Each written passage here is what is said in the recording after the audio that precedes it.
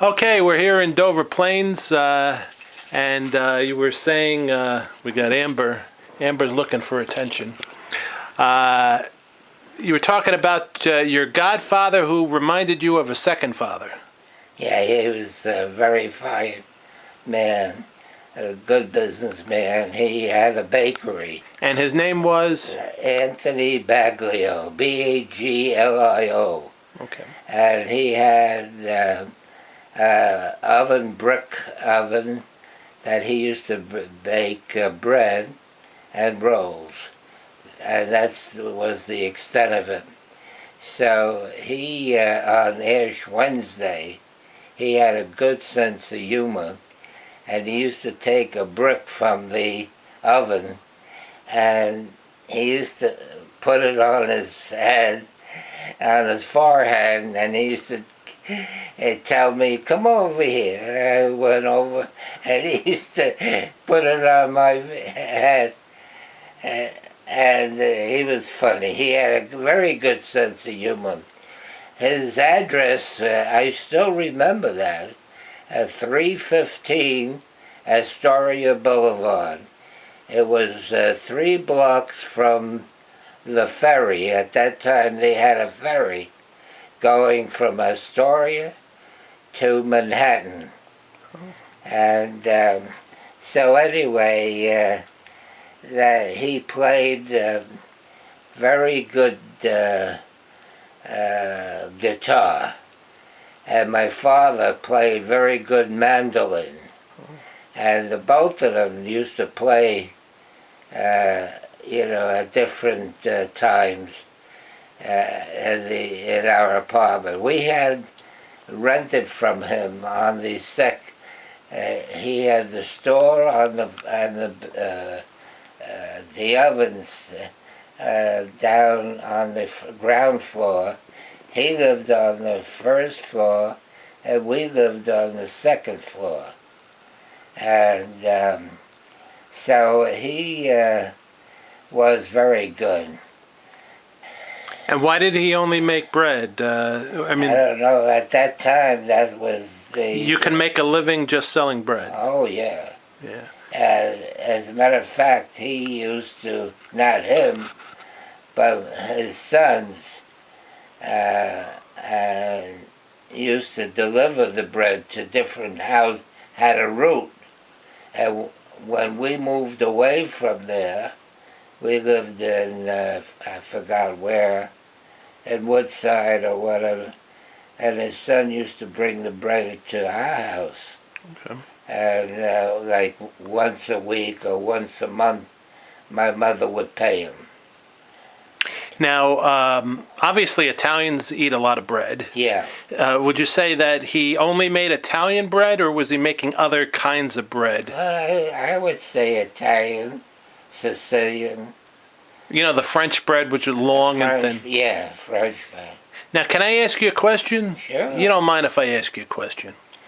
What is your definition of good bread? And what I mean by that, do you like the crunchy bread? Do you like a bread with a lot of the dough in the middle? Or would you rather have thin, what is your definition of what would be a good bread? And then, seeds versus no seeds, on the crust? Yeah. Well, at that time, seeds didn't bother me. Yeah. And but they used to have Brooklyn bread, which had like a hard crust, and inside it was soft. Soft. Like velvet. Yeah. And it was, so delicious. So you can appreciate, I don't want to use the word meaty, but a lot of dough, a lot of soft, velvety dough. You like a lot of soft, velvety dough in your bread? From different Italian bakeries. Would you rather have a long, almost cylinder-type bread, or would you rather have a round kind of bread? I would say the long one. Yeah. And you said now the reason why I asked also that your godfather he only made bread, and you said rolls as well? Yeah. Did not make bagels. No. Now, when you were growing up, were bagels a big thing, or was that really only in the Jewish No, community? I never heard of bagels when I grew up. But so you would say, was that primarily a Jewish kind of Yeah, thing? in Jewish neighborhoods, I guess. Yeah. But we didn't have a Jewish neighborhood in our area. Yeah. We had a Greek area where the Triborough Bridge is around there. That's was and still is a Greek area, and with Greek bread. Now, during Ash Wednesday Lent, what was a typical meal that you would have? Like maybe even on a Friday. I guess Uh, fish. any particular kind of fish that? No, they're all different kinds of fishes. Did you ever have? Did you ever fast during Lent? Oh yeah. And just bread and water, or, or what? No, we had meals, but no meat. No meat, yeah. But and then just plain pasta. All kinds of pasta with vegetables, or, different things. Yeah.